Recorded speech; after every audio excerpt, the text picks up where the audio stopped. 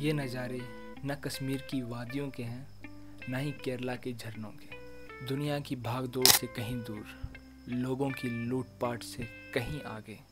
मैं बात कर रहा हूँ इंडिया का most underrated track, most underrated valley, जिसका नाम गंधारी वैली। कहाँ? यहीं आके वापिस इधर तो मजा आती है, ये तो स्वर्ग है।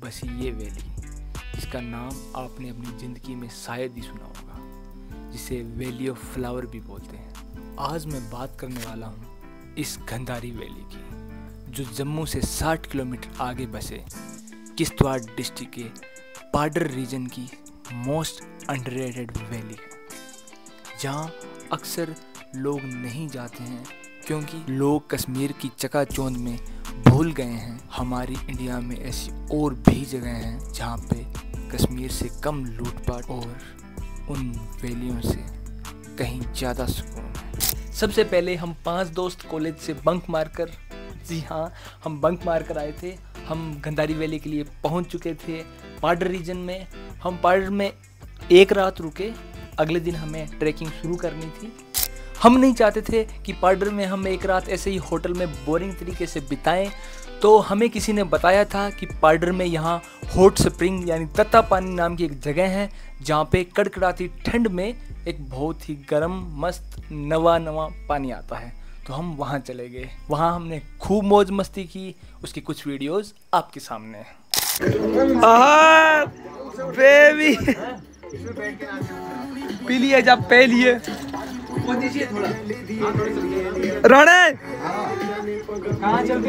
रात को खूब सारी मस्ती करने के बाद हम लगभग 3 बजे जाकर अपने होटल में सो गए और सुबह आराम से 10-11 बजे उठे। हमें ट्रैकिंग के लिए निकलना था, लेकिन हम थोड़े लेट हो गए, पर कोई ना, हमने गाड़ी की और हम वहाँ उस गांव में पहुंच गए जिसका नाम है बटवास, जहां से ट्रैकिंग शुरू होती है, और हमने ट्रैकिंग अपना शुरू कर दिया। लेकिन उससे पहले आपको दिखाते हैं उस रास्ते के व्यू। इतने अच्छे इतने प्यारे थे, क्या बताऊं आपको। और हाँ, पाडर का ये रास्ता ही अपने आप में एक इतना मनमोहक, इतना खतरनाक और डरावना है कि आपके लिए एक अलग ही एक्सपीरियंस होगा। और यहाँ पर दुनिया की सबसे खतरनाक रोड क्लीन फिंगर रोड भी इसी पर है, जिसको अभी कुछ रीजन्स की वजह से गवर्नमेंट ने बंद कर दिया है, लेकिन उससे थोड़ी सी कम खतरनाक रोड है जहाँ से हम जाएंगे, वो उतनी ही खतरनाक, बस उससे थोड़ी कम खतरनाक है।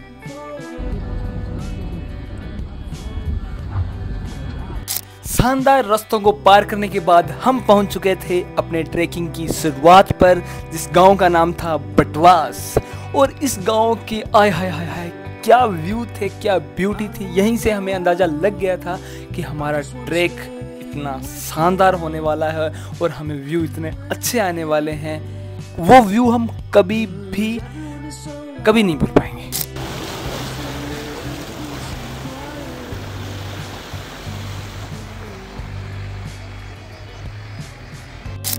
आय हाय हाय क्या व्यू थे। ये मेरे कॉलेज लाइफ की मोस्ट ब्यूटीफुल मेमोरीज में से एक होने वाली थी फॉर श्योर। भाई साहब, हमने ट्रैकिंग शुरू तो कर दी थी, लेकिन हमने बहुत बड़ी गलती कर दी। हमने कभी पहले ट्रैकिंग की नहीं थी, तो हमने इतना ज़्यादा सामान अपने साथ कैरी कर लिया कि वो उठाना मुश्किल हो रहा था। सबकी हालत आप देख ही सकते हो कि ये सामान हम कैसे उठाएंगे। और ये भी नहीं है अभी यहाँ उठाना है, इसको 6 गांव क्रॉस करने हैं, उसके बाद आगे फाइनल डेस्टिनेशन चंदी पत्थर तक जाना है, जो कि बहुत मुश्किल होने वाला है। Let's see. थोड़ा सा चलने के बाद हमारी हालत टाइट होने लगी। हम पहले ही गांव में जाकर रुक गए। हमने थोड़ी लोगों से बातचीत की और उनसे पूछा, आप कैसे रहते हो, यहाँ खाने पीने का सामान कैसे पहुँचता है। लोग इतने प्यारे थे, इतना अच्छा, इतना न्यू एक्सपीरियंस देकर गए, दिल खुश हो गया। पर हमें अब आगे चलना ही पड़ा क्योंकि रात होती जा रही थी। हमें जल्द से जल्द एक ऐसी जगह जाना था जहाँ पर हम अपना टेंट लगा सकें और रात को खाना पीना और रुकना जहाँ कर सकें।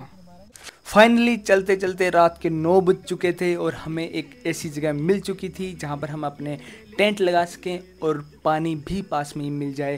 तो हमने अपने तीनों टेंट वहीं लगाए और 3 बंदे लकड़ी वगैरह लाने लगे। हमने पत्थर से चूल्हा बनाया जिस पर हमने अपने खाना जैसे कि मैगी वगैरह जो हम साथ लाए थे वो बनाया और बाकी चावल वगैरह भी बनाए।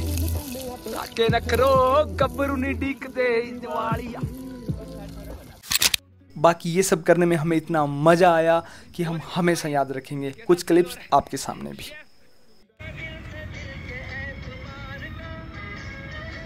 राम राम कर दो सभी को। ये इसमें मैं राणा बैंग बैंग कर देंगे।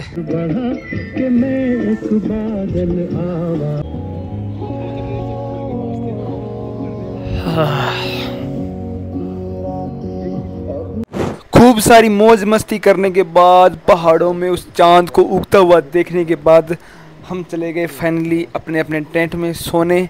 और भाई साहब इतना थके हुए थे और जो नींद आई मैं आपको बयान नहीं कर सकता। गुड मॉर्निंग दोस्तों। सुबह उठते ही हमें इतना प्यारा व्यू आया क्योंकि हमने रात को जहाँ टेंट लगाया था ना वहाँ पे फुल अंधेरा था, रात को कुछ दिख नहीं पाया, लेकिन सुबह हमें सब क्लियर दिख रहा था और इतना प्यारा लग रहा था। और उसके ऊपर मुंशी ने उठते ही चाय पिला दी। आय हाय मज़ा आ गया। फिर हमें मिल गए वहीं के एक लोकल बुद्धिस्ट भैया जिन्होंने अपने कल्चर के बारे में बताया, इतना डिटेल में बताया। उन्होंने जड़ी बूटियों के बारे में बताया। हमने उनके साथ खूब लगभग आधा पौना घंटा बात की। पूरी मैं रिकॉर्ड नहीं कर पाया लेकिन थोड़ी बहुत की, वो मैं आपको सुनाता हूँ, देखिए। बाहर क्या है यार, बाहर हम 4 महीने के लिए जाते, जैसे एग्जीबिशन वगैरह लगाने के लिए जाते, टेंशन में जा रहा है। इन भैया ने हमें बताया कि बाहर बहुत भाग दौड़ है, बहुत टेंशन है, यहाँ आकर उन्हें इतना सुकून मिलता है। उन्हें क्या, हमें भी बहुत सुकून मिल रहा था। ये बात तो ऑब्वियस है कि पहाड़ों में सुकून तो है, थोड़ी परेशानियाँ हैं लेकिन मज़े तो हैं भाई। तो यार यहाँ पे थोड़ी दिक्कत की बात हो गई। मेरा फ़ोन स्विच ऑफ हो गया क्योंकि वहाँ पर फ़ोन को चार्ज करने का कोई भी सिस्टम नहीं था, बिल्कुल नेटवर्क नहीं था। ऐसे समझ लो हम पूरी दुनिया से बिल्कुल कट चुके थे। लेकिन हम फाइनल डेस्टिनेशन चंदीपत्र तक गए, जिसकी कुछ वीडियोज़ फ़ोटोज़ मेरे दोस्त के पास है, वो दिखाता हूँ।